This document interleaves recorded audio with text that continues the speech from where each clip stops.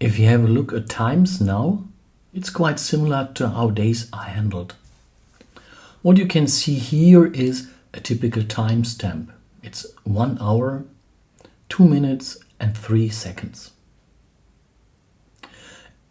If days are a complete number, the time, hours, minutes are always a fraction of a complete number.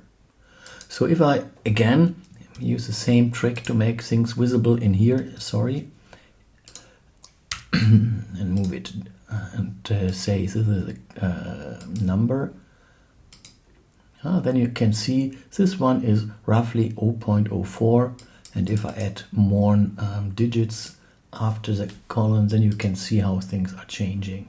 If you move it down, you see how things are changing. I have 1 hour, 2 hours, and so on, and it's going over the day. I can do it the other way around. I can, for example, say I have 0.5, so which hours are related to it. So this is equal to that one, and I can make this now a time, and you can see it's 12 o'clock, just noon, middle of the day. So it's quite okay. So if we have 05, then it's simply half a day. Or if I say, for example, I have equal to 1 divided by 24, so just 1 hour of a day, you can see this is exactly 1 hour.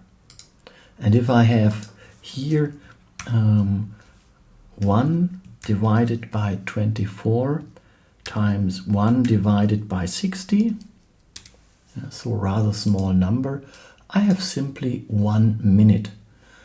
So 1 day is the 1, half a day, or 24th of a day is 1 hour, and 24th of a day times a 60th of that one is a minute.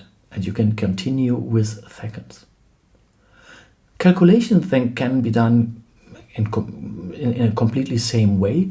And of course you can do combinations of date and time. If you simply say date, a complete number plus a fractional part, then you have specified a complete date and a given time at this specific date. So that's how times and dates are handled within Excel.